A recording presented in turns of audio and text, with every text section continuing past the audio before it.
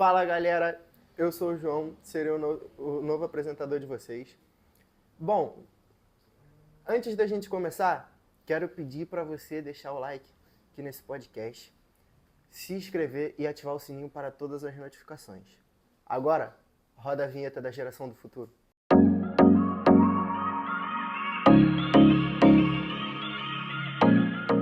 O nosso tema de hoje é a resiliência no mercado de trabalho.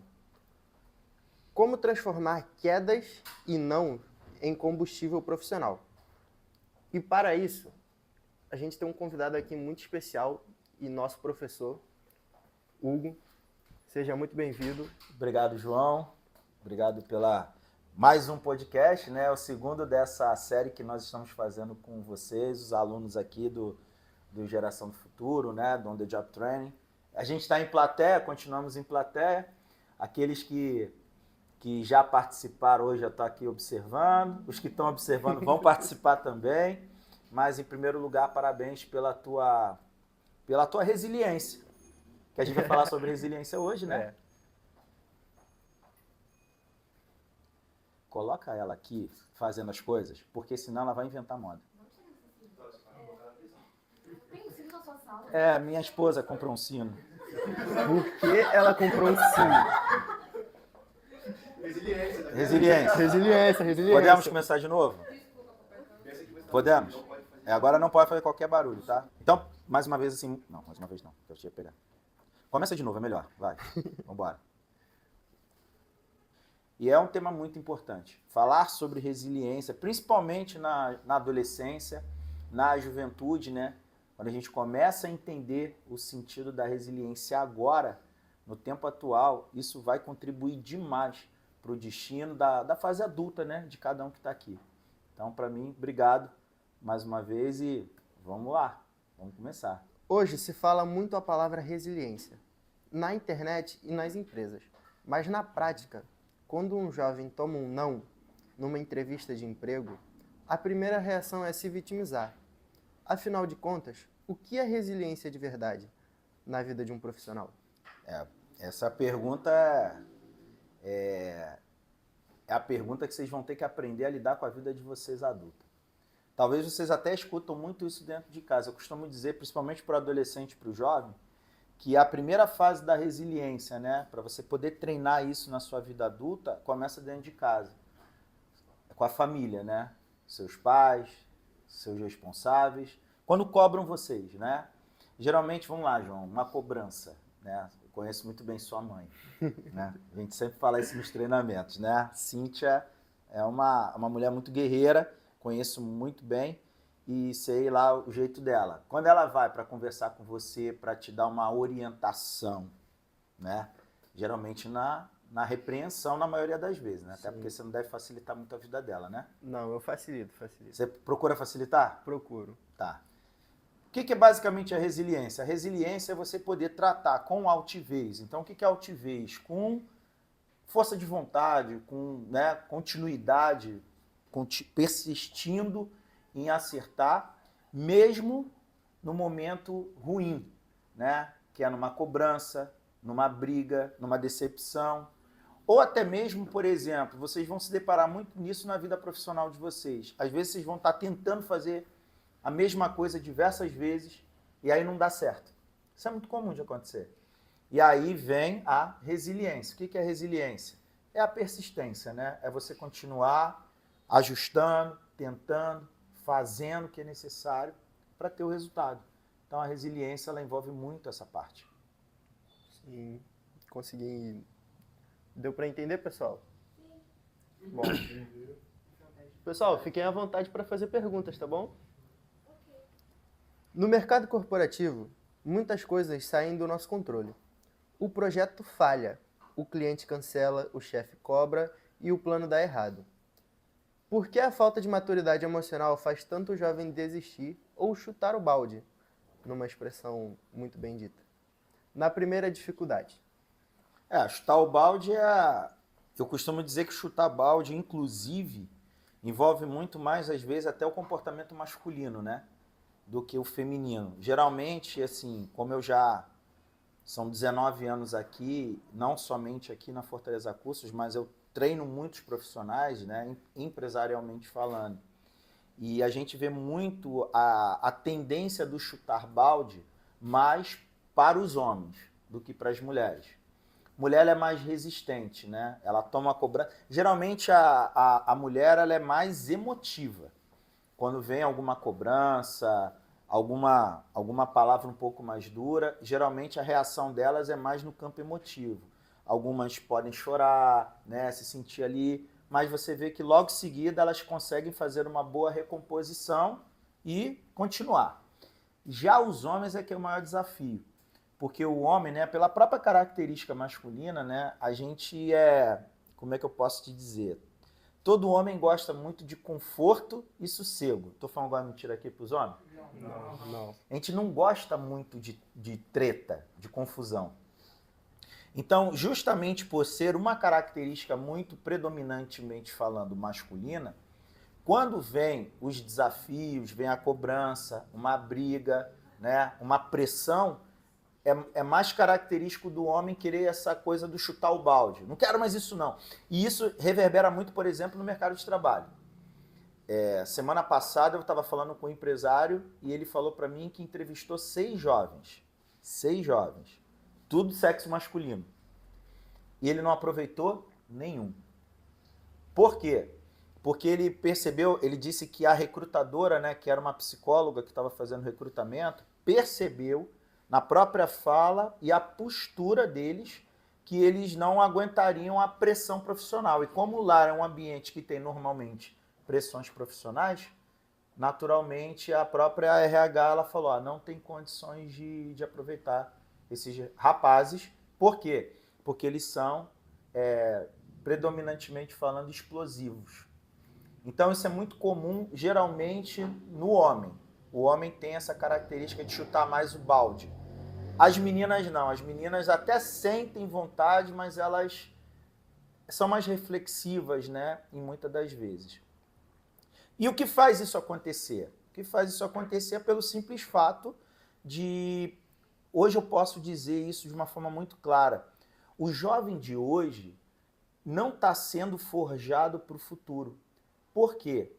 A gente tem a internet, né? Nós estamos aqui na internet, comunicando, conversando na internet. Então, muitas das vezes, o jovem, ele para imaginar o seu próprio futuro, ele utiliza as redes sociais como uma ferramenta de alimentação, né? Como é que vai ser meu futuro? Aí ele vai lá na internet. E geralmente, quando a gente vai na internet, ou a própria internet em si, ela já é programada para nos entregar o tipo de conteúdo que a gente gosta de assistir, e não que a gente precisa assistir. Por exemplo, a gente está falando aqui sobre o mercado de trabalho futuro. Geralmente, essa audiência aqui para alcançar vai ser muito mais baixa do que uma fofoca na internet. Ou um jeitinho de ganhar dinheiro fácil na internet. Se a gente fizesse um vídeo ensinando as pessoas a ganhar dinheiro fácil na internet, sem muito esforço, garanto que teria aqui 1 milhão de curtidas e visualizações. Agora, isso vai de fato acontecer? Essa que é a pergunta. Agora, uma coisa eu afirmo. A luta, o desafio e a dificuldade da vida, ela sim vai acontecer. E hoje, a internet ela é um campo que dificilmente as pessoas buscam informações nesse sentido para se preparar para o futuro. Porque isso é fato. Cada um que está aqui nessa sala, todo mundo aqui, sem exceção, vai passar por algum desafio na vida. E é a forma como você vai se comportar esse desafio é que vai determinar o teu destino. Então, hoje, um dos fatores que contribui muito para a própria geração de hoje, né, os jovens, os adolescentes de hoje, não suportarem bem essas pressões, está diretamente relacionado ao digital. Né? Vocês consomem demais o digital só naquilo que interessa a vocês e não naquilo que às vezes é necessário de vocês receberem de informações. Né? Então, quando você, por exemplo, vai na internet para entender, por exemplo, como é que funciona de fato uma dinâmica profissional, isso é uma informação que vocês deveriam buscar. Como é que funciona o ambiente de trabalho na realidade? Porque quer ver um exemplo? Vamos lá. Alguém aqui, eu acho que o único comparativo que a maioria eu posso citar aqui em relação a mercado de trabalho É a escola. Todo mundo aqui já foi à escola, né? Sim ou não? Todo mundo aqui vai à escola de certa forma, né? Aqui também é uma escola. Então vamos lá. Na escola, vou perguntar a você, tá, João? E a galera que está aqui na plateia também pode responder. Você já sofreu bullying na escola? Já. Já? Já? Já? Já? Família serve. Não, só foi bullying familiar então, né? De um primo, né? Então vamos lá. Bullying. Bullying é um tema... Então, bullying, por você ter uma ideia, bullying é um tema que está muito em alta, né? Inclusive, existem leis para punir o bullying, tá? Geralmente essas leis vão punir muito mais os responsáveis do que o próprio adolescente jovem que pratica o bullying, né? E lógico, vai punir a família porque é a família que vai ter condição de pagar, porque geralmente o jovem adolescente ainda não tem financeiramente condições para isso. Mas vamos lá, se a gente pegar e analisar isso profundamente, se cada um que está aqui nessa sala e cada um que está nos assistindo em casa começar a ressignificar, por exemplo, o campo escolar como uma área de formação para a vida adulta, vai ficar mais fácil. Por quê? Você acha que quando você começar a trabalhar, João, você vai ter gente que vai te perseguir no trabalho? Acho. Você acha que vai ter gente que vai te invejar? Você acha que vai ter gente que vai tentar passar a perna em você? Claro. Isso é uma forma de bullying. Então é a maneira como você vai ressignificar e se comportar é que vai facilitar. Não tem jeito. Por exemplo, hoje, quais são os bullying, vou dizer assim, que eu sofro? Vamos botar assim. Quando um concorrente meu, por exemplo, faz uma campanha desleal. Tenta vender, por exemplo, a pessoa que trabalha o mesmo produto e serviço que eu trabalho e ela vai na internet e faz uma propaganda de uma coisa que é mentira para querer se dar bem, né? Aí eu não vou fazer. Aí eu vejo lá o amiguinho às vezes até se dando bem com isso. Ou quando uma pessoa vem e fala mal de mim na internet sobre uma coisa que não é verdade. E aí, o que eu vou fazer? Não tenho o que fazer. Então, é a forma como eu vou lidar é que vai muito mais dizer o que fazer. Porque não tem como. Você vai começar a trabalhar, vai ter gente que vai te perseguir, vai ter gente que vai falar mal de você, vai ter gente que vai te caluniar.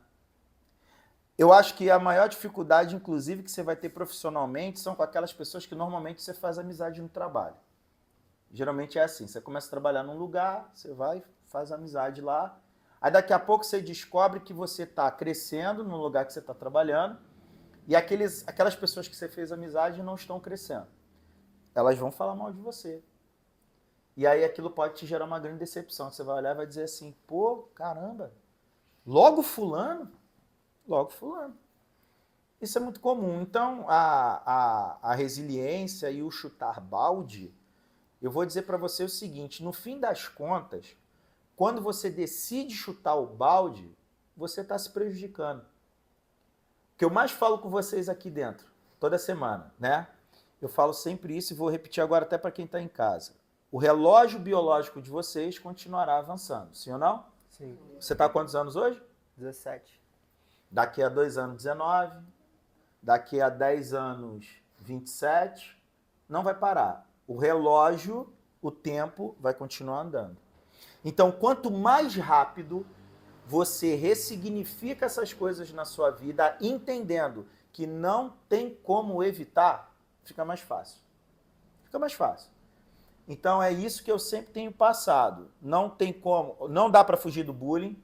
Por mais que tenha lei que vai incriminar isso, aquilo, outro, no fim das contas, você não tem como poupar aquela pessoa que vai querer te perseguir. Não dá. O que você pode fazer? Ressignificar. A minha filha está ali me assistindo.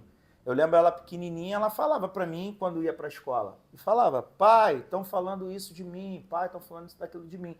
E eu virava para ela e falava, olha, você não tem como mudar. O irmão dela, por exemplo, ano passado, o meu filho mais novo, a gente indo para o colégio, de manhã, todo dia ele passando mal. Todo dia. Aí eu olhando aquilo, durante uma semana, meu filho vomitando, né? Aí eu olhei aquilo, sempre na hora de ir para a escola. Aí, a minha filha indo para a escola, e ele, assim que a irmã saía para ir para a escola, ele ficava bem em casa. Aí eu olhei aquilo e falei, Aí no dia seguinte, vamos para a escola. Começou de novo a passar mal. Aí eu vi que ali era uma armação, né? Aí eu sentei com ele para conversar. Eu falei, João, o que está acontecendo? Aí ele foi e falou que não estava querendo ir para a escola mais, porque os meninos na escola estavam chamando ele de baixinho cabeção. É assim, né? Alguns dando tapão nele e tal.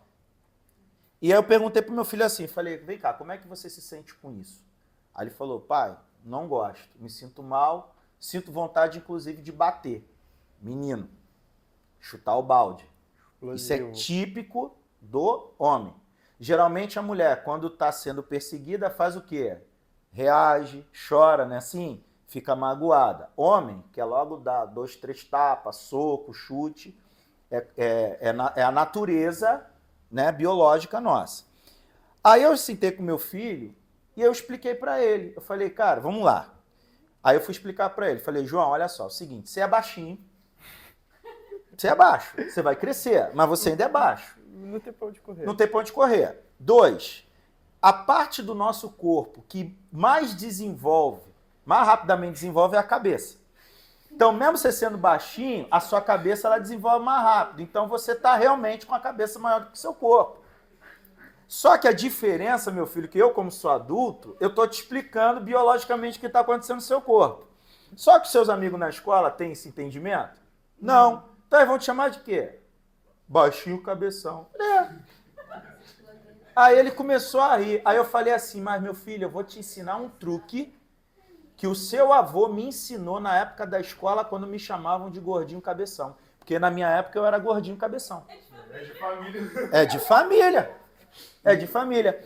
Aí o meu pai me ensinou um truque, porque quando eu era novo, também na escola, eu fui chamado de gordinho. Ó, meu sobrenome, muita gente me conhece por Hugo Paixão, que é meu sobrenome e é o nome comercial que eu uso. Mas o meu nome do meio, eu já falei isso aqui nas nossas aulas, né? Não, meu nome do meio é De Nonno, que é italiano. De Nonno, Meu nome é Hugo De Nonno Paixão. Na época da escola eu era fortinho, né? Eu estudava no Lemos Cunha aqui na Ilha do Governador. Inclusive meu colégio.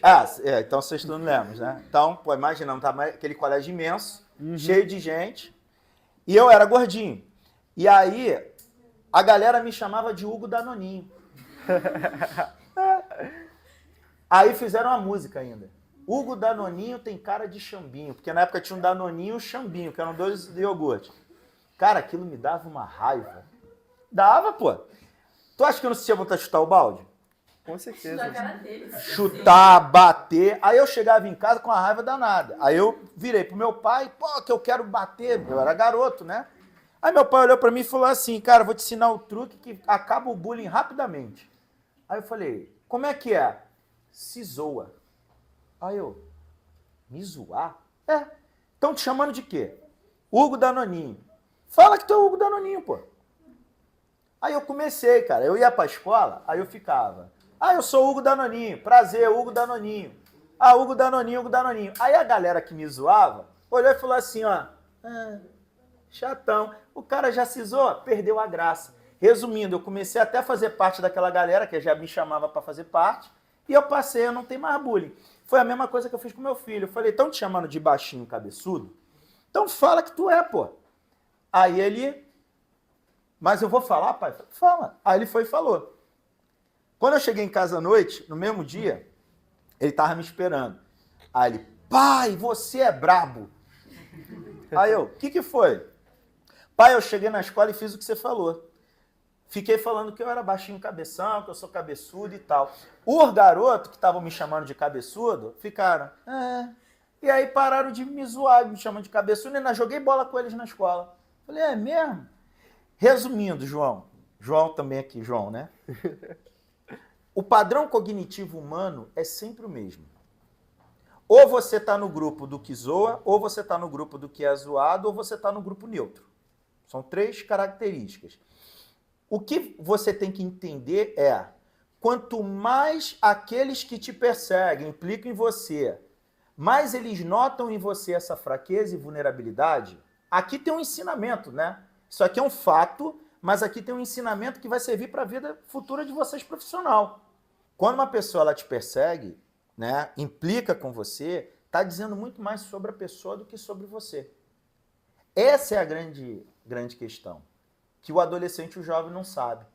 Geralmente, uma pessoa que ela é amplamente zoada na escola é porque ela, de alguma maneira, já está se destacando. Existe uma filosofia oriental que diz que o prego que se destaca é o que toma martelada. O que é isso?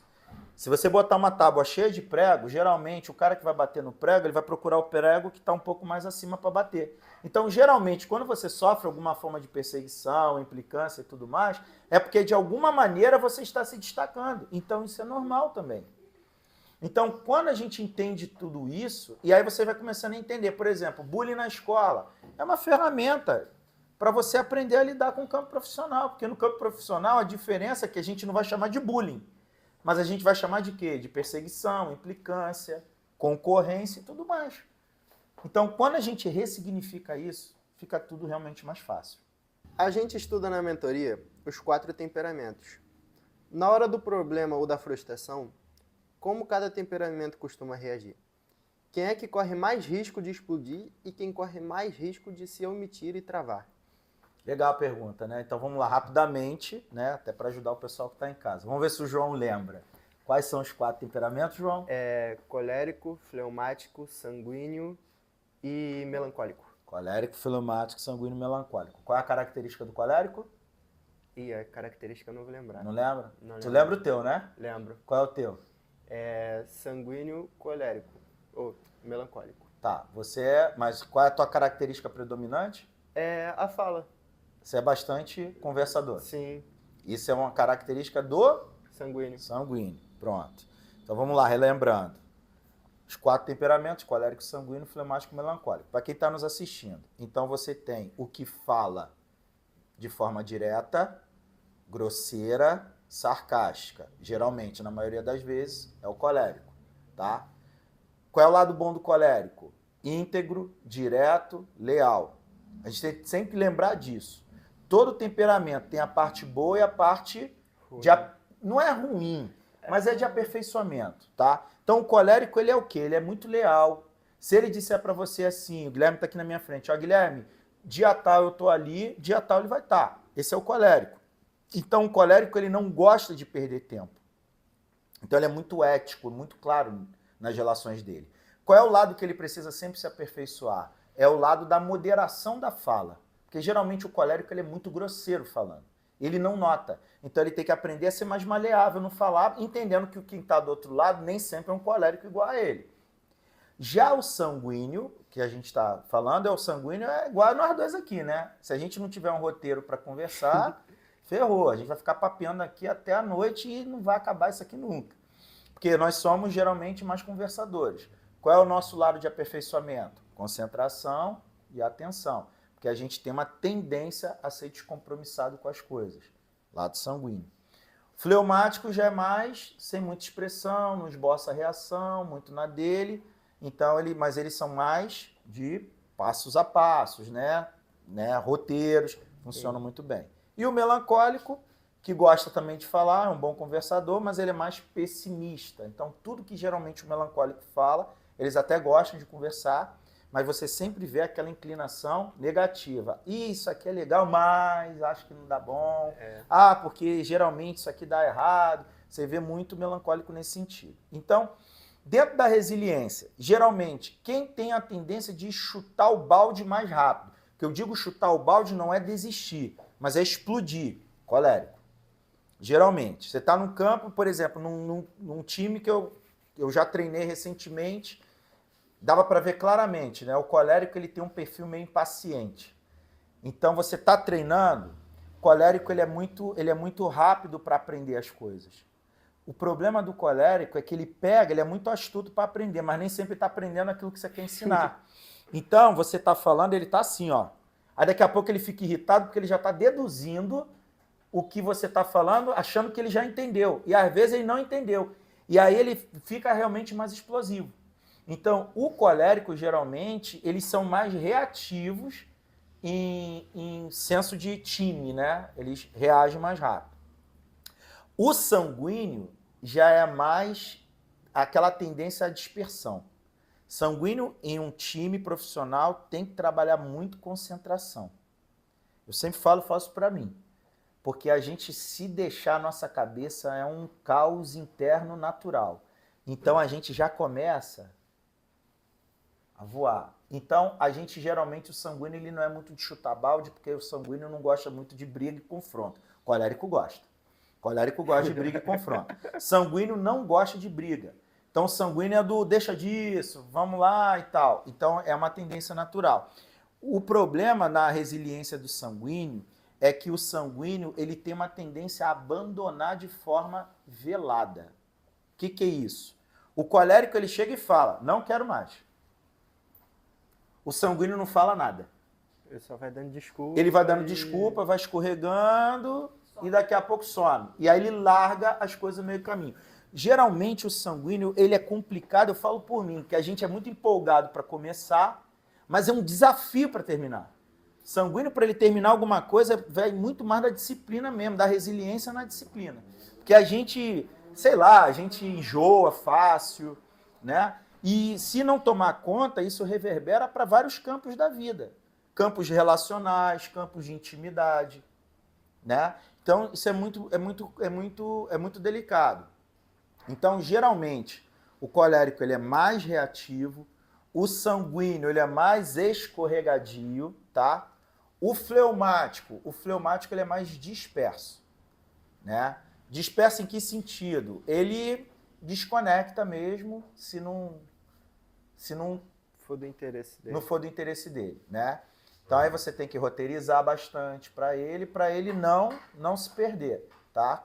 E geralmente, por exemplo, até para quem está nos assistindo aqui, líderes, né, empresariais, tem que saber identificar. Porque às vezes, por exemplo, você vai pegar um fleumático para botar ele numa linha de ação, para ter que ficar falando com muita gente sem o fleumático estar treinado, o fleumático ele vai correr normalmente. Porque não é muito da característica dele. Agora, o fleumático bem treinado, você explicando para ele a importância daquilo que ele está fazendo, aí ele vai muito bem. E o melancólico, você tem que reconstruir tudo com o melancólico antes dele fazer alguma coisa. Melancólico, meu amigo, não adianta você chegar pro melancólico e falar, vai. Porque ele é assim, mas vou por quê? Né? Passo a passo. Ele gosta de um passo a passo, mas é diferente do passo a passo do fleumático. O fleumático, ele faz o passo a passo e não questiona. O melancólico, ele já quer entender o porquê que aquilo ele vai ter que fazer. A negação. É uma forma de negação, exatamente, Gabriel. Então assim, mas entendendo, isso é muito bom. Porque, por exemplo, você vai buscar uma vaga de trabalho. Um amigo meu falou que tem uma vaga de trabalho que está pagando 4 mil por mês. Legal, mas é para fazer o quê? Você tem que entender qual é a característica da vaga. Pô. É o básico, mas que ninguém faz, né? Ainda mais a juventude, que anda muito com galera.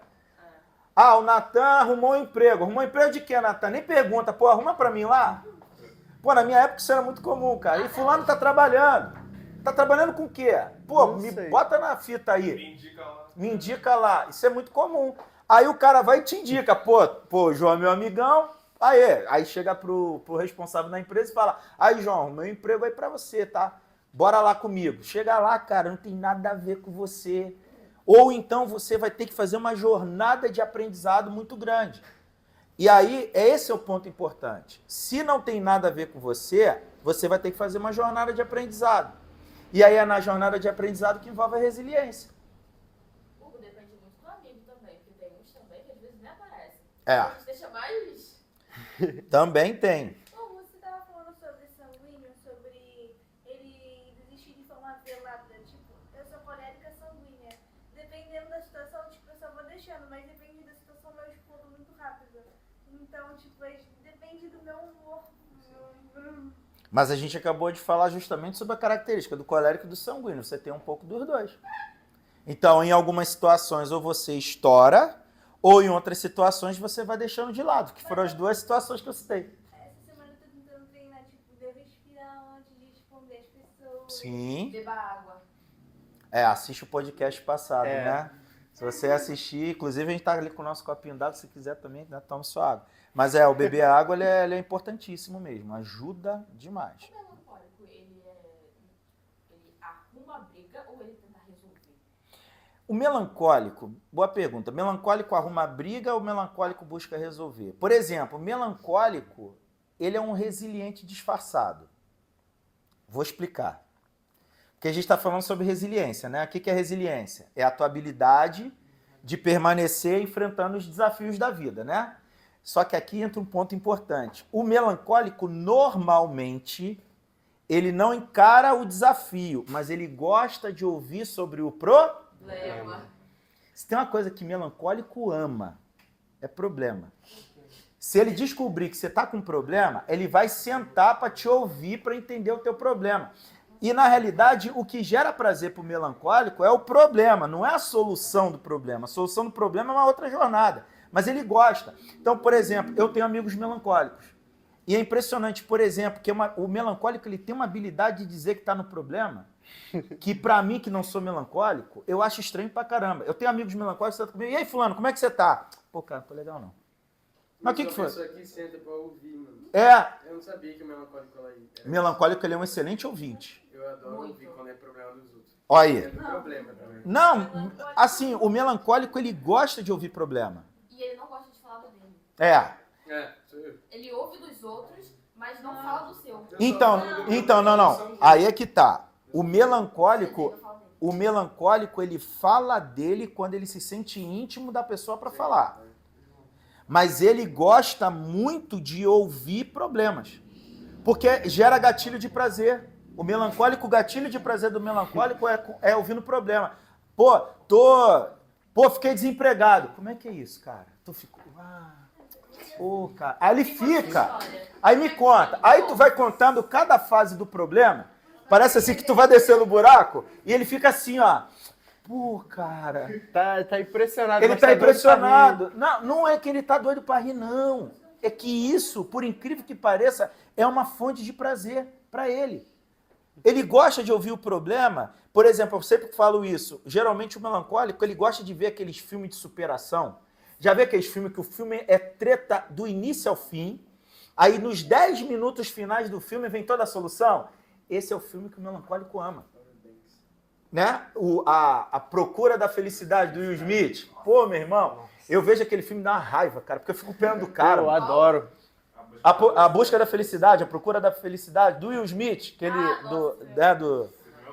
Pô, é bom, mas, por exemplo, pra mim, que sou sanguíneo, por exemplo, que gosto das coisas positivas da vida, né? E fleumático também, porque eu sou um cara muito de passo a passo, o filme me deixa agoniado, cara. Porque eu ver o cara quebrar a cara o filme inteiro, aquilo me irrita muito, cara. Eu fico com pena dele. O cara tenta empreender, confisca os bens do cara. O cara tenta fazer negócio, vai na casa de um mega empresário, o cara leva ele para um jogo, mas não faz negócio nenhum com o cara. O cara só quebra a cara. Aí aquilo vai me irritando. Aí quando chega no final do filme, que eu quero ver a virada da coisa acontecer, é uma cena só dele de mão dada com o filho descendo a escada. E acabou o filme, e aí os letreiros dizendo o que ele se tornou. Aquilo me deu uma raiva quando eu vi o filme. Mas é uma característica. Agora, pega o melancólico. Manda ele falar sobre o filme. Melhor filme que eu já vi na minha vida. Eu ia começar a te escrever aqui vários assuntos sobre o filme. Exatamente, por causa do lado da sensibilidade. Então, por exemplo, e aqui entra um ponto importante na resiliência, e aí a gente volta também no podcast passado. O problema hoje da resiliência não está com o jovem, está no formador. É impressionante para mim ver cada um que está aqui nessa sala. Os novos que estão chegando, eu vou ver essa mudança. Eu já sei que eu vou. É só se dispor em permanecer na mudança. Mas é impressionante eu ver, por exemplo, a Isis, a mudança da Isis. A tua mudança. A gente vê, mas por quê? Porque vocês estão se submetendo à resiliência. Cara, eu vou... Às vezes você vem aqui durante a semana porque tua mãe mandou, e aí tu vem pra cá e tu fica, mano, o que eu tô fazendo aqui? Mas daqui a pouco, aquilo que você ouviu, chega uma situação na sua vida que conecta. E tu fala, cara, ainda bem que eu peguei aquela informação. Isso acontece comigo até hoje. Então, quanto mais cedo vocês vão entendendo isso, fica muito melhor. E isso é resiliência. Então, hoje o que a gente já falou? Por exemplo, O cara que te zoa na escola, ele tá te forjando, pô. É chato? É. Dá vontade de dar uns tapão? Dá, pô. Mas é você conseguir segurar e se autocontrolar é o que vai definir. Porque amanhã, por exemplo, como é que você pode, por exemplo, se tornar um líder de uma equipe, sei lá, um chefe numa empresa? Imagina, você empresário com um monte de gente, tudo te cobrando, perseguindo, reclamando. Aí, pô, você na época da escola já tinha pavio curto. Como é que você vai conseguir lidar numa situação profissional? Tu vai querer matar todo mundo, pô. Você não vai parar em lugar nenhum. Não vai parar em lugar nenhum. Toda vez que o problema vier, você foge, você corre. E o que gera riqueza na Terra, gente, não é você dar sorte, né? O que gera riqueza na Terra é a tua habilidade de resolver o quê? Problema. Quem aí gosta de lidar com o problema? Eu. Estão aprendendo, né? É. É isso aí. Problema traz dinheiro pra minha vida. Problema traz dinheiro pra minha vida, é isso aí, perfeito. Brincadeira, gente. Não, mas é uma forma de realidade também. Vai lá, vamos embora. Como um jovem pode usar o autogoverno para não deixar o seu temperamento estragar a sua carreira num dia ruim? Olha, tô com 42 anos, né? Não sei que hora você vai estar vendo esse vídeo aí, de repente eu vou estar até mais velho na época que chegar esse vídeo para você. Mas eu digo para você hoje que o autogoverno é o maior desafio da vida humana. Você está ouvindo isso de um cara que tem que se autogovernar todo dia. É um desafio muito grande. O que eu posso compartilhar com vocês em relação ao autogoverno é: busque referências de pessoas que conseguem se autogovernar melhor. Por exemplo, eu sempre que estou no meu caos mental, se eu não tenho ninguém próximo, eu abro um vídeo de alguém que fala sobre autogoverno para me explicar alguma coisa. Mas eu tenho pessoas mais velhas do que eu conheço a história de vida delas e sei o caos que foi e que elas venceram. E aí, o que eu penso? E aqui uma coisa que é muito importante, principalmente para o jovem, né? Quantos aqui tem medo do futuro? Tem alguém aqui com medo do futuro? Sim, todos os dias. Vocês têm medo do futuro? A minha cabeça trabalha com isso todos os dias. Tá, então pronto. Vamos lá. Medo do futuro é algo totalmente normal. Se você não tem medo do futuro, em algum ponto da sua vida você vai ter. Já tive. Isso. Uma frase que eu escutei, não lembro muito bem o que é, mas se o seu sonho é. Tipo, se o seu sonho te dá medo é porque ele é bom. Se o seu sonho não te dá medo é porque ele é pequeno demais pra você. Exatamente. E assim, e o autogoverno ele é importante por quê? Porque, por exemplo, quando você é adolescente, você fica pensando o que você vai fazer da sua vida. Então você tem medo das suas escolhas, porque você tem medo que a tua escolha não seja algo que dê certo. Quantos pensam assim aqui? Todo mundo pensa, né? Legal. Aí depois você vai entrar na fase como eu já tive. Que escolhi, vivi, aí vem os altos e baixos, aí você se questiona, cara, será que eu escolhi a coisa certa? Aí Eu tô veio o começando. negócio do melancólico. Eu tô Nossa, começando a passar um pouco por isso. Mas... Isso é normal. Vou te falar, super normal. Por exemplo, eu tenho amigos, eu optei pela minha vida profissional e para iniciativa privada. Na época na adolescência, juventude, eu tinha aquela galera que estava no pré-militar, a galera que ia fazer prova para quartel, a galera que ia tentar um concurso público e a galera que estava buscando emprego. E eu não queria nem ser militar, minha família de referência são todos funcionários públicos, e eu não queria ser funcionário público. Aí tu, por quê? Porque eu fui criado num meio de gente que era funcionário público e vivia reclamando do funcionarismo público. E aí eu cresci, e ó, gente, você que está me assistindo aqui, eu não tenho nada contra o funcionarismo público não, tá? Eu só estou apenas dizendo a minha experiência. Não tem nem como ser funcionário público ainda mais hoje com o governo que está 70% Não. de imposto e você ganha um salário mínimo de R$ 1.600. Aí R$ 1.600 você só fica com o quê? R$ 400 só. Então, Tirando Não, depois. e não só isso. Por você, tipo assim, você crescer vendo aquela realidade e os problemas que aquela realidade traz, você começa a criar a tendência de querer escoar para outro lado. Ele veio pro lado privado, empresarial. A minha mãe é do lado empresarial. Eu já não quero o lado empresarial porque eu conheço um pouco do lado empresarial, entendeu? Então a tendência é sempre você ir pro outro lado. Então, a tendência é você sempre querer ir para o outro lado. É, É que Né? você tem a referência Uhum. mais próxima, Uhum. você vê aquilo ali acontecendo, você vê como funciona e fica pensando, eu não quero isso. Pois bem, Sai da culpa. isso aí. E aí entra um outro fator importante. Tu vai correr pro lado A da vida ou pro lado B. Em qualquer um dos dois você vai se deparar com... Problemas. A gente acha que é o suposto conforto. É o suposto conforto que não existe. Não existe. A grande realidade é essa. Eu cresci num lar de funcionários públicos que reclamavam do funcionarismo público. Quais eram as reclamações? Meu salário não muda. Olha aí as coisas aumentando e meu salário não muda. Aí aquilo foi me gerando uma repulsa interna. Por quê? Porque eu tinha um tio, por parte de pai, que eu não tinha acesso a ele. Mas o cara era empresário e tinha um padrão de vida totalmente diferente do meu. Aí eu falei pra minha mãe assim, mãe, eu quero ser empresário, com 7 anos de idade. Minha mãe, tu é maluco? Tu é pobre? Aí começou. Você tem que estudar pra ser militar ou passar num concurso público, senão você tá ferrado na vida. Minha mãe dizia assim, tá? Minha mãe era nesse nível. Minha mãe... Gente, hoje os pais de vocês pegam leve, eu acho né? que você tinha uma mãe colérica. eu só Minha acho. mãe era colérica melancólica. Minha mãe era É sinistra. uma coisa também que acaba pecando muito nessa questão de trabalho público, tô falando, é que um trabalho público é melhor do que o outro. Eletricista, eu ouvi o cara que trabalhou 2 dias lá me ajudando na obra que eu tava trabalhando esses meses aí atrás. O cara ganhou 2.000 trabalhando 2 dias, só que ele não trabalhou 2 dias inteiros, ele trabalhou até meio-dia. Uhum. De 8 horas até meio-dia, o cara ganhou 2.000. Uhum.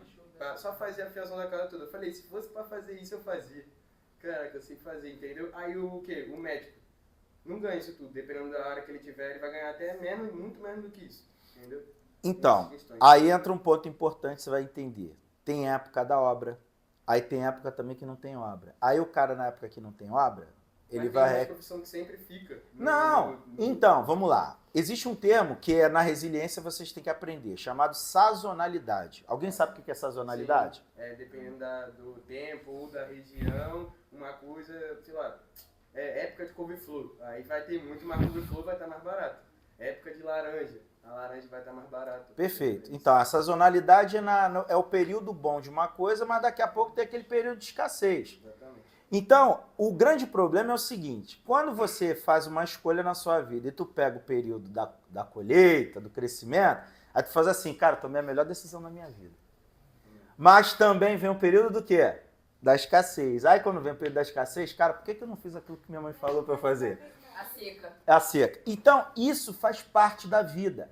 E você aprender a gerir emocionalmente isso é o que vai determinar a tua rota de prosperidade. Porque, na realidade, o que vai acontecer? Todo mundo vai ter período de abundância, período de escassez. Por isso que, inclusive, isso é bíblico. Um exemplo prático. O que fez José se tornar governador do Egito? Vou precisar para você saber. Não sei se você sabe. José se tornou governador do Egito. José era um dos filhos de Jacó, das 12 tribos de Israel. A Bíblia, alguns teólogos falam que José era o filho querido de Jacó, porque ele era fruto do grande amor da vida de Jacó. E aí José, que era o filho caçula, cresceu tirando onda com a cara dos irmãos, dizendo, Deus falou para mim que eu vou ser governador, porque Deus aparecia para ele em sonho dizendo que faria ele governador. E ainda dizia para os irmãos assim, eu ainda vou governar sobre você. Você imagina o irmão mais novo, em casa, botando pilha no irmão mais velho, dizendo assim, eu vou governar você.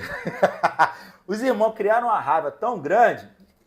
Não, cascudo é hoje, né? Vamos pegar na Bíblia, vocês sabem o que aconteceu com José, né? Foi vendido como escravo pro Egito, tá? Pra tu ver o nível da parada. Só de raiva. Só de raiva os irmãos arquitetaram uma morte forjada, botaram ele num calabouço lá, venderam o cara como escravo. E aí ele passou só perrengue na vida dele. Só que o que era uma das grandes visões que José tinha de Deus? Era período de abundância e período de escassez, né? Sim. E aí José sabia interpretar esses sonhos tão bem, porque o Egito naquele tempo era o maior império que tinha. Só que Deus já tinha avisado, vai vir período de escassez, então guarda, né, mantimentos para quando vier o período de escassez, vocês terem como se manter. Vamos lá na prática. No período de abundância, alguém faz reserva de alguma coisa? Não. Ih, tô ganhando bem. Aí já chama a galera logo pra sair, ó, tudo na minha conta. Eu pago, churrasco, né? Assim, ainda mais adolescente. Pô, Calma aí, primeiro salário. Tu é mão de vaca, André? Calma aí, eu dou tchauzinho assim. Pô, Não, quando eu tenho. adolescente e jovem, primeiro salário já logo junta uns 4 amigos, vai todo mundo pro McDonald's, eu deixa comigo que eu pago, ganho meu salário, pronto. Só que na vida você tem um período de abundância e período de escassez. Detalhe, é para todo mundo. É para o empresário que você olha e fala assim, pô, o cara tem maior império. O cara com maior império, ele tem o período de abundância no império dele e o período de escassez. Se ele não tomar conta, no período de abundância, fizer reserva para o período de escassez, ele quebra. Isso é na vida. Aí você fala assim, então eu vou arrumar um emprego público, porque o emprego público me dá estabilidade, né? Que eu vou estar sempre ganhando aquela mesma coisa, beleza? Perigo também. Por quê? Porque o teu salário ele é estagnado pelo governo que te paga, mas os impostos são flutuantes, foi o que o Guilherme falou. Então, basicamente, o funcionário público ele tem que ter uma boa gestão financeira. Por quê? Porque os produtos vão crescendo o preço e o padrão financeiro dele continua o mesmo. E aí você tem que saber fazer uma boa gestão do recurso. Então, resumindo, para qualquer escolha da vida, você tem que trabalhar o autocontrole, o discernimento, a coerência, o aconselhamento. Eu, por exemplo, que sou da iniciativa privada, cara, quando eu estou em período de abundância, né, que é período que estou vendendo melhor, cara, a última coisa que eu faço é sair metendo louco, como vocês falam, né? Não faço mesmo. Eu faço reserva financeira. Por quê? Porque eu já sei que vai vir algum período de escassez. Não é pensar negativo, não, gente. É a realidade da vida. Ou pode vir um problema. Pode vir um problema, uma imprevisibilidade. Pô, recentemente eu passei por uma imprevisibilidade, cara. 4 problemas vieram tudo ao mesmo tempo. Foi uma demanda atrás da outra. Quando chegou no terceiro por 4, na minha cabeça, né? Autogoverno. Cara, será que ainda vem outro problema? Aí veio. Falei, rapaz... E aí dá agonia, dá raiva. Todos esses sentimentos a gente tem, João. Tem gente que senta comigo e fala assim, pô, cara, queria ser igual a você. Eu falo, fala isso, não. Não queira, não. Meu amigo, você não tem noção. Não queira, não. Né? Então é isso. Então, período de abundância, período de escassez. É uma forma de você trabalhar resiliência no tema autogoverno. Quando você cria consciência, isso não é ser pessimista, tá? Por melancólico de plantão. A Hugo falou que é bom pensar em problema. Porque o que acontece? Vamos lá, para o melancólico. Por exemplo, para o melancólico. O melancólico, como ele acha que tudo é um grande problema, ele precisa aprender que há períodos de problema e há períodos de solução. Ponto. Agora, qual é o nosso dever? É ter paciência.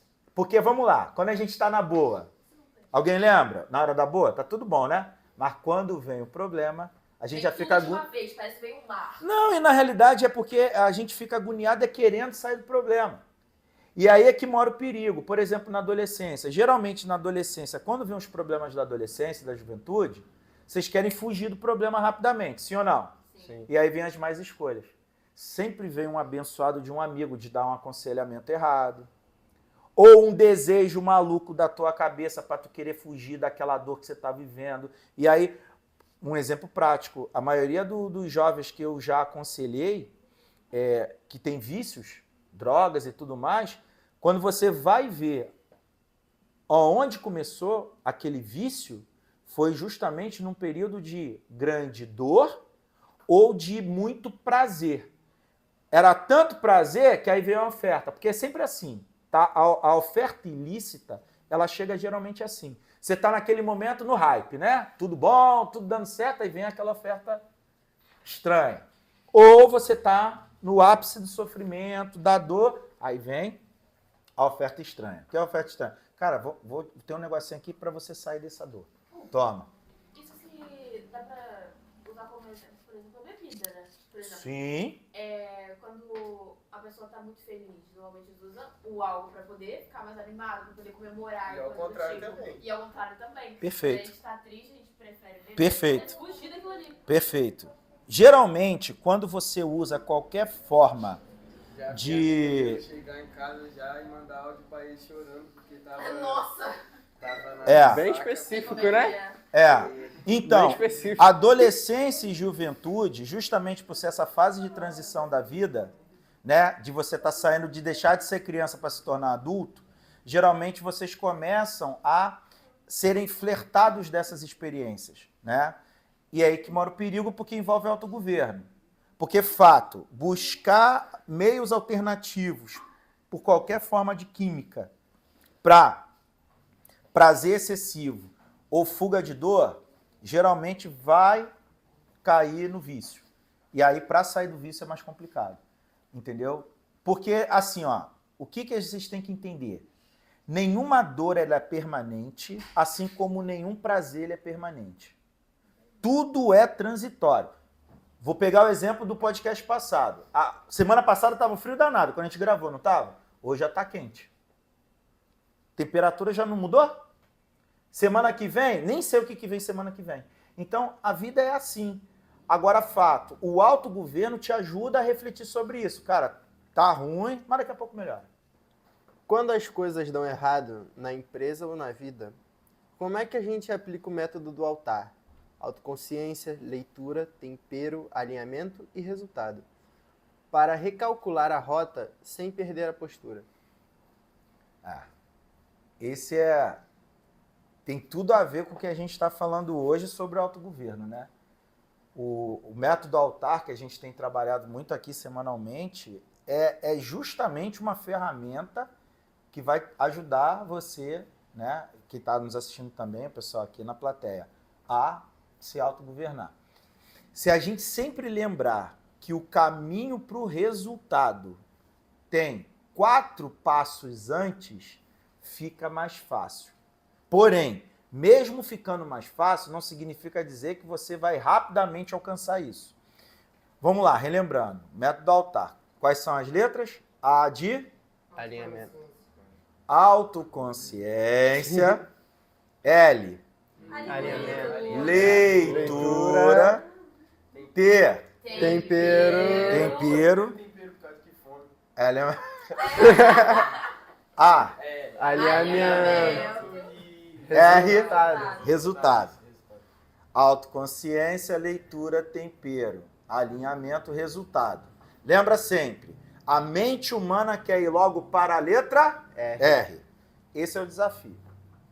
Todo momento da tua vida que você se encontrar, uma vez eu estava ouvindo isso, a minha esposa está estudando nutrição, e aí eu ouvindo uma nutricionista falando que assim, uma pessoa que ganha peso, ela teve uma jornada para ganhar peso. Ela não ficou rapidamente pesada. Ela levou um tempo para ficar assim. Só que o tempo que levou ela a ganhar peso, ou ficar no sobrepeso, ou na obesidade, foi um período de prazer. Mas ela veio fazendo essa jornada. Só que ela não registrou isso porque ela estava vivendo prazer. Né? Comer, dormir, não praticar atividade, né? Tá assistindo um filmezinho, come, né? E tudo mais. Quando você faz a jornada ao contrário, que é para perder o peso, né? Melhorar a sua condição física, ali você sente, né? Porque você está abrindo mão, normalmente, das coisas que geram mais prazer. E aí você tem que realmente relembrar e exercitar. A gente colocou a ferramenta altar com o único propósito de fazer com que vocês memorizem as etapas. Porque quando você memoriza a etapa, fica mais fácil. Então, por exemplo, vamos lá. Pô, tô vivendo um período difícil da minha vida. Cara, mas eu já entendi que não é eterno esse período. Vai passar. Autoconsciência. Momento de abundância e momento de escassez. Pô, lembrei de José do Egito. Pô, José se tornou governador porque no momento de abundância ele começou a guardar mantimentos. Quando veio a seca, José era o que tinha reserva de comida. O que aconteceu? As pessoas que não se prepararam foram para José pedindo: aí, José, me vende aí porque eu preciso comer. Aí José, o que você tem? Ah, eu tenho um boi. Então, teu boi vale 50 sacas aqui, toma. José tinha mantimento guardado de forma abundante, por quê? Porque no período que estava bom para ele gastava menos do que ganhava, guardou ao ponto de conseguir fornecer para os outros. que aconteceu com isso? A galera que só estava curtindo, veio a escassez, veio pedir ajuda para quem guardava. Isso é um princípio que não vai mudar. Então, se você tiver autoconsciência de lembrar, cara, tá ruim agora, mas vai melhorar. Pô, eu aprendi que vai melhorar. Autoconsciência. Entender que vai melhorar. 2, leitura. Leitura do momento que você se encontra, do lugar onde você está, com as pessoas que te cercam. A leitura ela é fundamental, inclusive, para você estabelecer alianças profissionais. Cara, por exemplo, se você está com um problema financeiro, aí exemplo, tá? Eu faço amizade com o Davi, que gasta pra caramba, mas, pô, Davi não tem problema financeiro. Davi tem dinheiro pra caramba. Aí, quem tá com problema financeiro? Você. Então, não significa dizer que o Davi é uma má pessoa. O que não dá é eu andar agora com o Davi. Só que você não tem os mesmos problemas que ele, nem ele tem. Exatamente. Eu me lembro, por exemplo, na época da escola, já era normal isso na minha época da escola. Eu não tinha muito recurso financeiro, mas eu já tinha colegas na escola que o pai dava carro para eles. Hoje é moto elétrica, né? Hoje é a fase da moto elétrica. Na minha época, tinha uma galera no colégio que tinha grana firme. Do pai, na época, por exemplo, um carro que era da minha época da moda, Palio. Tu vê que o cara tinha dinheiro porque o pai dava um Paliozinho para ele. Pô, aí a gente que era duro, ficava vendo o cara lá de Palio, pô, o cara tirava onda com o Paliozinho dele lá. E a gente? No Viação Canela, né? Mal dava para pagar a passagem. Realidade. Dava para mim, naquele momento, ficar andando com cara de Palio? Não dá, irmão. Não dá. Não é porque o cara é bom ou ruim, não. É porque a minha condição financeira não comporta dele. A mesma coisa acontece no campo profissional. Às vezes você está no campo profissional, pô, a tua função no trabalho, você tem que chegar 8 horas da manhã em ponto, porque se você não chegar 8 horas, você é cobrado porque parte do teu trabalho envolve você chegar no horário. Só que você anda com um cara que não tem o mesmo compromisso com o horário. O cara pode chegar 8h30, porque as cobranças deles são outras, beleza? Mas o cara é maneiro, o cara é sangue bom, tu quer andar com o cara. O que vai acontecer? O que vai acontecer, João? Vai dar besteira, cara. Existe o ditado que diz que passarinho que voa com morcego acorda como? De cabeça pra baixo. Acorda de cabeça para baixo. Aí tu tá andando com um cara que não tem problema com o horário. Tu nunca ouviu esse ditado? Ah, nunca ouviram? Não, tipo assim, os caras tirando do nada da cabeça como se eu já soubesse. Tu nunca ouviu esse ditado? Passarinho que voa com morcego acorda de cabeça para baixo. O que é isso? O morcego não dá de cabeça para baixo? Aí o passarinho vai querer ficar voando com o morcego? Ele é da mesma... eles são, ambos voam, mas tem comportamentos diferentes. A mesma coisa na vida. Esse é o princípio, tá? O princípio não é que o outro seja bom ou ruim. O problema é que o momento do outro nem sempre está alinhado com o meu. Então isso é leitura. Leitura do ambiente. Cara, preciso fazer essa leitura, cara. Pô, o Natan não está no mesmo momento de vida que o meu. Então eu gosto muito do Natan, mas não dá para ficar o tempo todo com o Natan porque vai desalinhar. Leitura. Agora, e o tempero? O tempero e aqui entra principalmente para os sanguíneos. Uma coisa que sanguíneo odeia é dar não.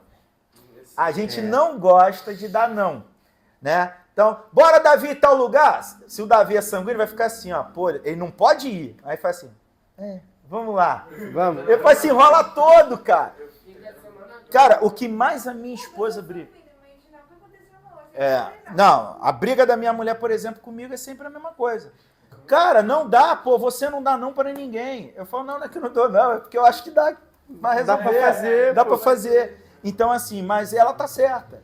Você tem que ter essa... Ao fazer essa leitura, né? Então, a minha autoconsciência de saber que eu não sei dar não. E eu tô vendo o João que vive me pedindo as coisas, então aí entra a letra T. Pô, João, olha só, tempero. Eu tenho que saber falar com o João. Pô, João, olha só, cara. Gosto muito de você. Então, cara, gente boa, mas, irmão, não tá dando pra caminhar contigo agora, não. Não é esculachar o amiguinho. Pô, culpa é tua. Isso é muito comum de acontecer na adolescência, na juventude. Dá algo errado, vocês são bons de botar a culpa nos outros, né? Melhor quando o cara fala, não, eu vou. Chega em cima da hora, tá todo mundo dentro do carro esperando ele por mais de 30 minutos. Ele fala, pô, gente, não vai dar pra eu ir não. Eu já fiz isso. Então, assim, Estamos aqui na tua porta. Pô, mano, não tô nem em casa, tô no quarto. Então é muito comum, e aí o tempero ele é fundamental, por exemplo, no campo de trabalho. Tem pessoas que às vezes você vai fazer amizade no teu trabalho e que não te ajuda, não vai ajudar.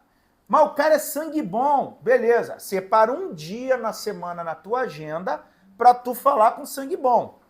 Mas os outros 6 dias da semana não fica com ele o tempo inteiro, porque vai te prejudicar, não tem jeito.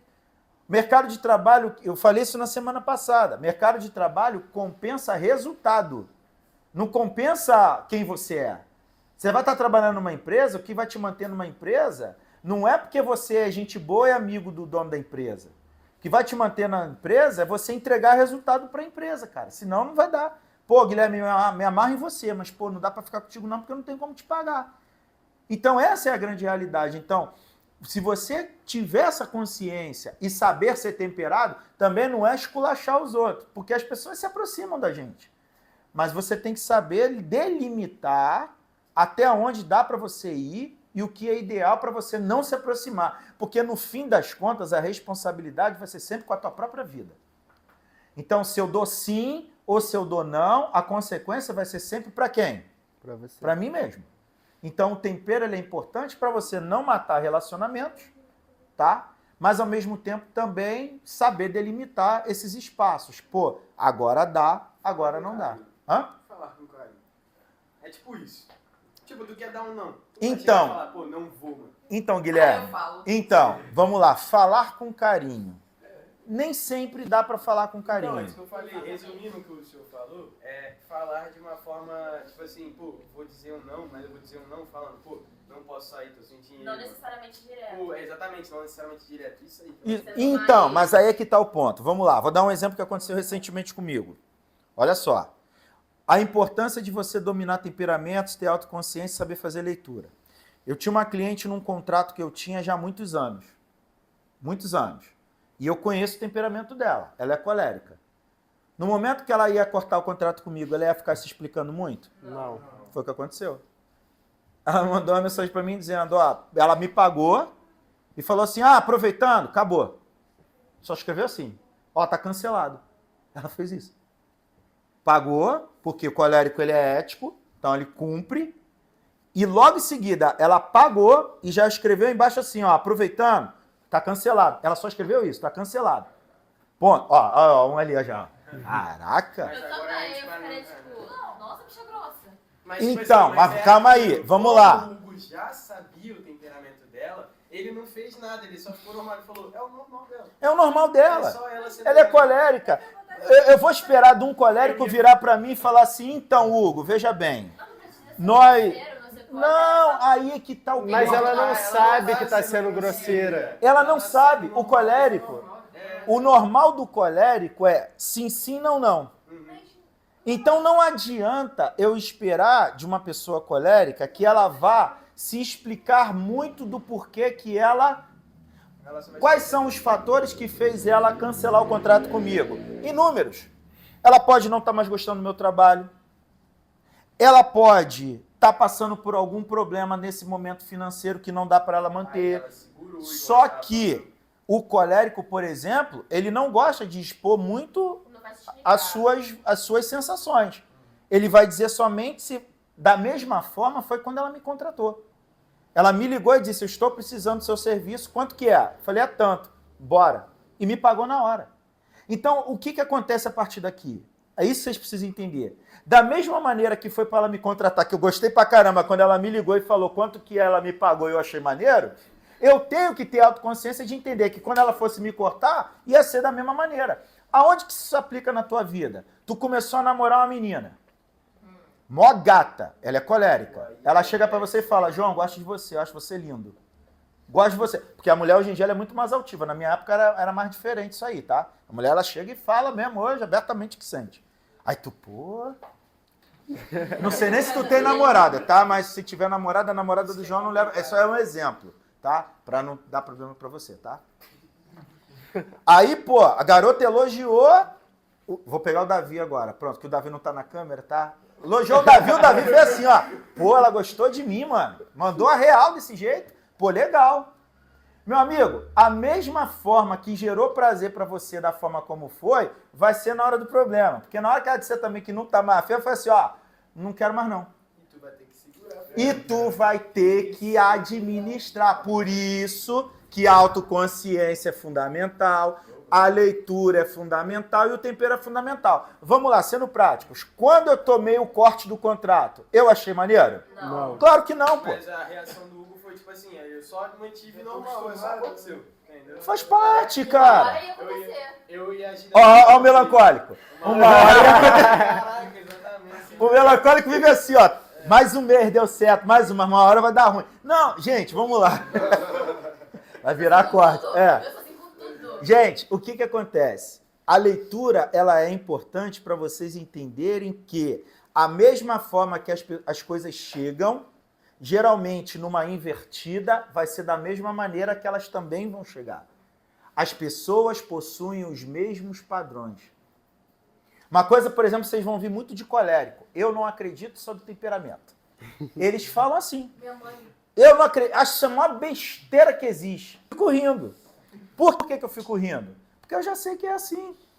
Eles não acreditam, não concordam. Vou falar com o senhorzinho velhinho, sabe? Que ele bota na cabeça dele de que é pão com arroz e você fala que é pão com feijão e ele não acredita. Não acredita. E acabou. E aí entra a tua leitura, o teu tempero de falar com o tiozinho. Exatamente. Pô, cara, o cara é obtuso, ele não enxerga. Não adianta.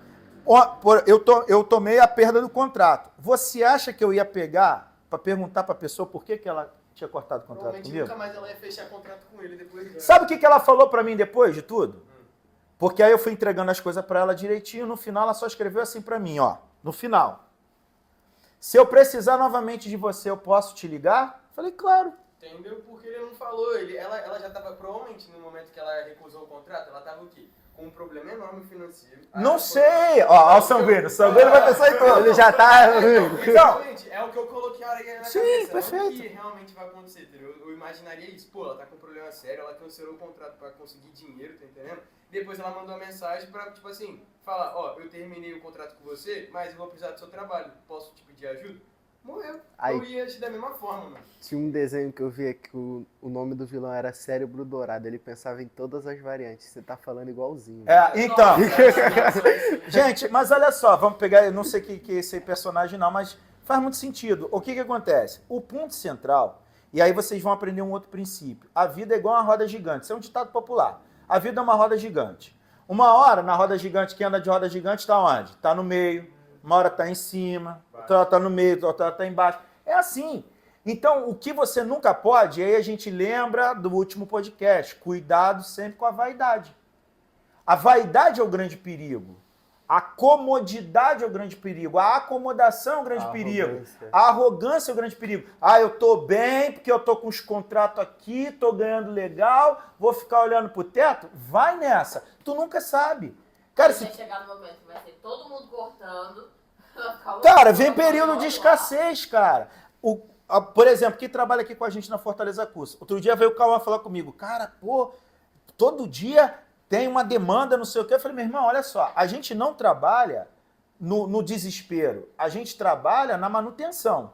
Então, o princípio básico da manutenção produtiva de qualquer profissional é, cara, continue entregando o teu melhor, independentemente da situação. Entrega o teu melhor. Chegou para trabalhar, dê o seu melhor. Porque na hora das dificuldades das empresas, quem é que são as pessoas cortadas na empresa? As emocionalmente instáveis, as que reclamam, as que não... Essas é que rodam. Não tão Hugo, mas eu tenho PhD em astrofísica. problema. O cara não tá nem aí. Eu tenho falado isso muito com vocês. Por exemplo, cara, você está estudando pelo certificado? Sim, porque o diploma faz o cara te entrevistar.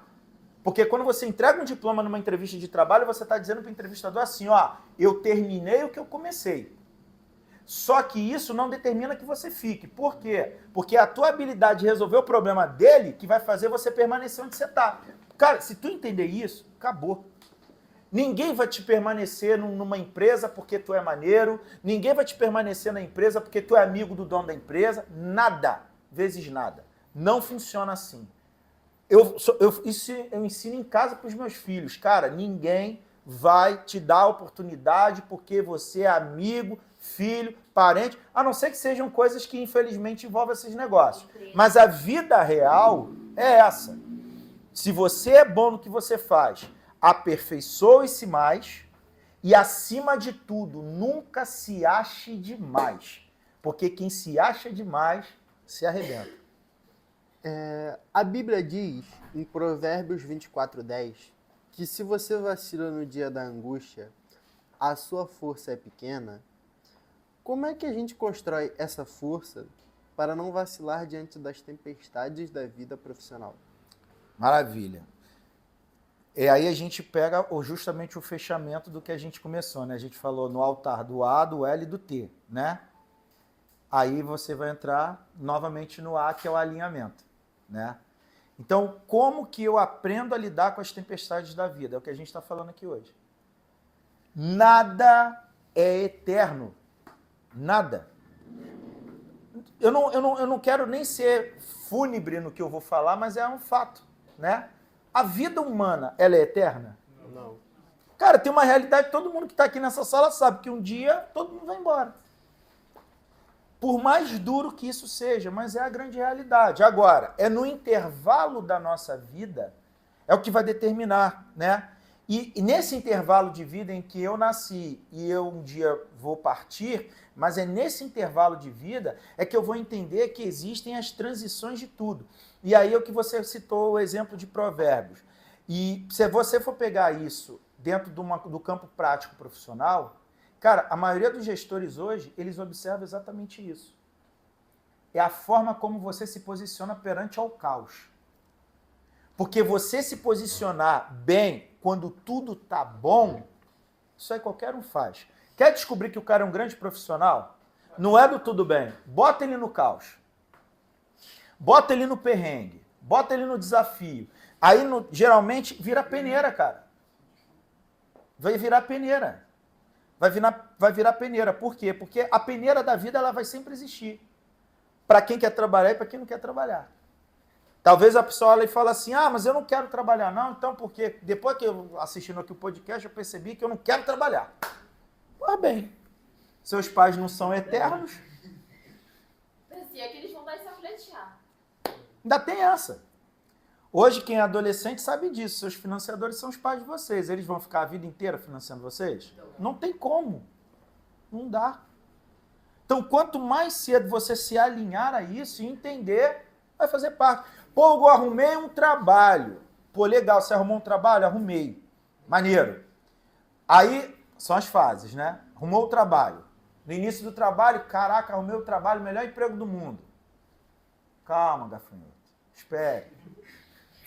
Primeiro mês. E aí, como é que tá lá no trabalho? Não, tá maneiro, pô. Melhor trabalho do mundo. 2 meses. Né? Tá legal. Tá indo. 3º mês. Pô, vou te falar, tem um cara lá. 4º mês, meu irmão, vou falar um negócio pra você. Se eu pudesse, eu não tava lá, não. No 5º mês, meu amigo, só na misericórdia. Os empresários já sabem disso, cara. O que eu falo mais pra vocês nos treinamentos? Arrumou o emprego, geralmente, como é que o jovem ou o inexperiente faz profissionalmente no início do trabalho? Vai entrar na edição teu bocejo, tu vai ver só. Né? Como é que ele se comporta? Começou a trabalhar. É igual a maratona. Tu já viu o grande maratonista como é que corre maratona? Ele começa igual um maluco no início da corrida? Não. O cara começa lá atrás do pelotão. Tranquilão. Aí tá lá o apresentador. Ih, fulano disparou na frente no início da prova. O cara que vai ganhar a corrida, ele tá lá atrás, amigo, cadenciando o trotezinho dele ali, ó. Depende. Oi? Depende. Não, depende? Depende. Depende. Vou te dar uma coisa que aconteceu comigo. Eu era mais nova e eu me participei meio que uma competição na praia. Eu tinha apostado uma caixa de bombom e ele não lembro o que foi que ele apostou. Meu pai, ele é gordo. Vamos ser sinceros, ele é gordo. E eu era novinha e era mulher. Tava correndo e eu tirando onda. Andando ali do lado dele, tirando onda. Eu tava chegando perto e deu uma disparada nele. Geralmente... Por que eu falo depende? Tem gente que pode sair rápido e conseguir manter o ritmo. O problema total, na minha visão, é conseguir manter o seu ritmo. Entendeu? Então, vamos lá. A gente não está falando aqui sobre a velocidade que, por exemplo, na corrida chamam de pace, né? A gente não está falando do pace de cada um. A gente está falando sobre estratégia de correr. Geralmente, corredor de elite, que são os caras do pelotão da frente numa maratona, tá? Geralmente, o cara que vai vencer do pelotão de elite, ele não começa já disputando cabeça a cabeça lá na ponta, não. Ele tá na frente, no pelotão de elite, porque ele tem mais disposição para a corrida, mas ele geralmente na maratona ele não começa já no início da corrida disputando lá na frente. Ele vem um pouco mais de trás, por quê? Porque ele vem condicionando o corpo dele para o ambiente de corrida. Quando eu treinei maratona, que eu não cheguei a disputar maratona, mas treinei corrida de rua. E quando eu treinei, eu aprendi isso com o meu treinador. No início, eu inexperiente, começava a correr igual um maluco. Ele, calma, cara, calma. Eu falei, não, mas pô, desse jeito não aguenta. E é verdade. E ó, meu pace era pace horrível, horroroso. Mas independentemente disso, ele falou isso pra mim, cara, tu vai começar qualquer prova que você vai disputar. Começa no ritmo e você vai progredindo naturalmente enquanto tá na prova. Assim serve na vida profissional. Começou a trabalhar, você tem que entender o seguinte, quais são as bases do trabalho? Pô, eu fui contratado para quê? Cara, eu fui contratado para isso aqui. Então, no início do teu trabalho, trabalhe entregando com excelência aquilo que te contrataram para fazer. Não inventa muita moda, não queira aparecer, nem queira se achar demais. Pô, você foi contratado para tal coisa. Cara, entrega o melhor sempre naquilo ali. Porque é ali que eles vão te avaliar no teu período do início da prova. O básico bem feito. Feijão com arroz bem feito. Cara, eu fui contratado para ficar no receptivo da empresa, dando bom dia, boa tarde, boa noite, servindo café. O teu bom dia, boa tarde, boa noite, que seja o melhor bom dia, boa tarde, boa noite, e que teu café seja o melhor. Ponto. 3 meses. No 4º mês, porque agora você saiu da fase da adaptação, né? Que a gente fala que é o período que são os 90 dias do início do trabalho. Geralmente, esses 90 dias é a época que os gestores não estão ainda te observando friamente. Por quê? Porque eles sabem que você está querendo entregar o melhor para você permanecer na empresa. Eles vão começar a te avaliar a partir do 4º mês. Se você no 4º mês em diante, aí você já vai mudar a tua intensidade a partir do 4º mês. Vai devagar. Nada! Agora no 4º mês, você começa a entregar o que está acima, um pouco acima do que te contrataram para fazer. Era sorrir e servir café. Agora eu vou sorrir, servir café e vou manter sempre os documentos da empresa organizados. Ninguém me pediu para fazer isso, mas eu já reparei que isso é bom. Eles precisam muito disso. E aí, quem é que se desenvolve assim? Preste bem atenção. Os 3 primeiros meses profissionais é um período que você tem que entregar o que você foi contratado e observar as necessidades à sua volta. Porque quando você observa o ambiente, você observa as vulnerabilidades, você observa as características das pessoas, o que mais um cobra, o que o outro cobra, aí você está ali observando. Ah, pô, eu descobri que o Gabriel, pô, que é o meu gestor, pô, o Gabriel precisa muito disso aqui. Agora, no 4º mês, além de eu entregar o meu combinado, eu agora também vou começar a entregar um pouco daquilo que eu já descobri que o Gabriel gosta. Eu já estou ali há 90 dias. Esse é um outro problema, por exemplo, na juventude. Vocês entram para trabalhar nos lugares e não observam nada. Quando eu entrei lá na Gil, eu já tinha percebido que lá as fichas dos clientes era tudo a papel.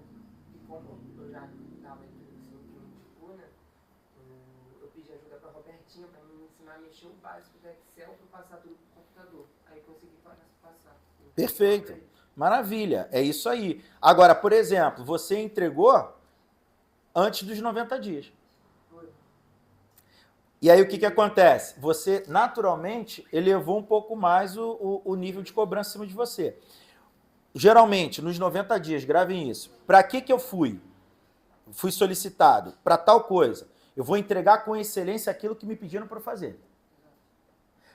A partir do 91º dia que eu permaneci, agora eu vou entregar uma planilha, agora eu vou entregar uma coisa a mais, porque agora a pessoa que me deu a oportunidade, ela precisa entender que eu não estou ali pura e simplesmente pelo dinheiro, mas eu estou ali pelo propósito do que eu estou fazendo. E ela tem que sentir isso em vocês. Porque se a pessoa sentir isso em vocês, acabou, você vai estabelecer uma relação de confiança e crescimento. Agora, também não estou aqui dizendo que você não tem que entregar o a mais dentro dos 90 dias. O problema é, se você começar nos 90 dias a entregar um pouco a mais, tu já sabe que quando passar dos 90 vai continuar entregando ainda mais. Esse é o ponto. Então, lembre-se sempre disso, porque isso vai determinar justamente o quê? O crescimento e também aprender a lidar com resiliência. Porque isso tem tudo a ver com resiliência. Por exemplo, entregar sempre a mais é resiliência. Porque a maioria quer sempre entregar o quê? O necessário. Só que a gente aprende isso, por exemplo, no futebol. Os nomes que são lembrados no futebol são dos profissionais que só fizeram ali o que era para ser feito, ou os que fizeram o que era para ser feito e entregaram a mais. Sou o único que entregou a mais. Entregou a mais. Saiu de 500 mil seguidores para 2 milhões, porque o Cazé TV fez até uma ação lá e o cara, bombou. Então, assim, mas por quê? Hã? Vozinha. Vozinha. Pô, Vozinha, outro exemplo disso. Pô, Vozinha era operário lá em Cabo Verde. Foi contratado para jogar no Colo-Colo ali na região. Aí, ó. Tá aí. Foi pro Chile. Acabou. Mas é o que eu tô te falando. Então, assim, por quê? Mas aí você vai dizer assim, pô, mas por que o Vozinha se tornou ali uma grande referência? Cara, o que o Vozinha fez de diferente do que ele sempre fez? Nada, ele é goleiro. Só que o que ele fez? Ele entregava com excelência. Ele entregava com excelência. E a gente pegando até o exemplo da Copa do Mundo agora de 2026, isso fica muito claro para a nossa vida como um todo. Você vê a maioria dos jogadores, infelizmente, que tem já os grandes contratos, os grandes clubes, muitas das vezes entregaram ali um futebol mediano. Né? Mas você vê, por exemplo, a seleção de Cabo Verde, que foi a grande referência dessa Copa de 2026, né? Na verdade, eu vi um pessoal falando que é lá da África, eles já sabiam que Cabo Verde ia surpreender. Porque eles já vinham acompanhando Cabo Verde há muito tempo, acho que há 2 a 3 anos. Eles já estavam acompanhando essa geração. Então eles já sabiam que essa geração ia explodir na Copa. Olha que legal. Na Copa passada da Marrocos, surpreendeu, chegou na semifinal. Sim. Não, e o Marrocos de 22, ele é mais surpreendente ainda, porque, se não me engano, o Samuel Eto'o falou há 10 anos atrás que o Marrocos ele ia começar a subir.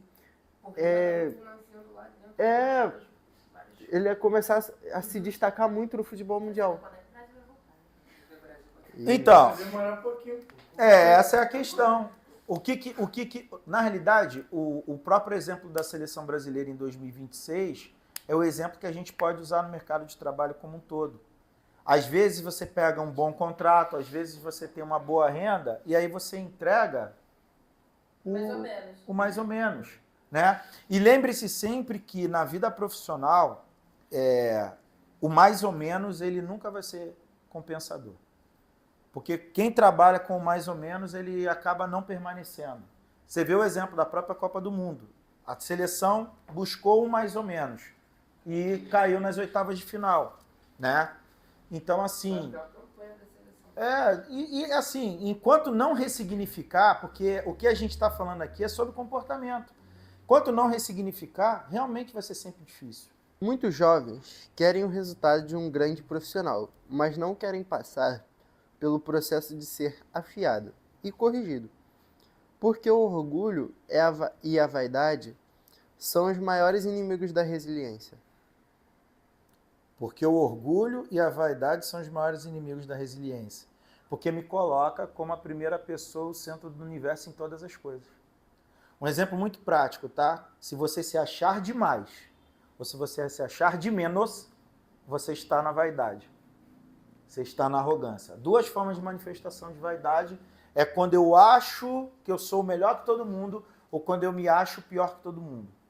a vida não é feita disso. Se você se posicionar nesses extremos da vida, vai ter problema. Você tem que sempre entender o seguinte, bom, eu não estou num bom momento. Vai melhorar. Preciso me modernizar, preciso me atualizar, preciso ressignificar.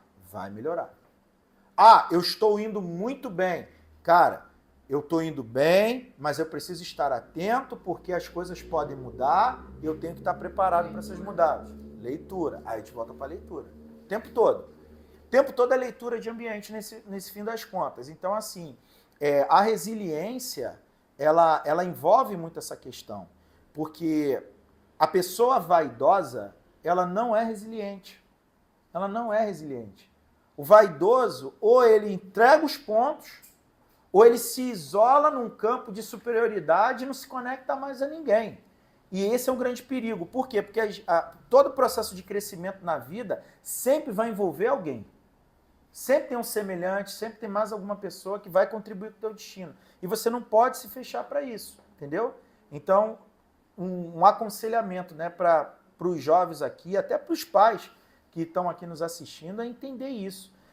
Ensinar os filhos dentro de casa que nada é eterno, que nós não somos a última bolacha do pacote, mas também nós não somos a pior pessoa do mundo.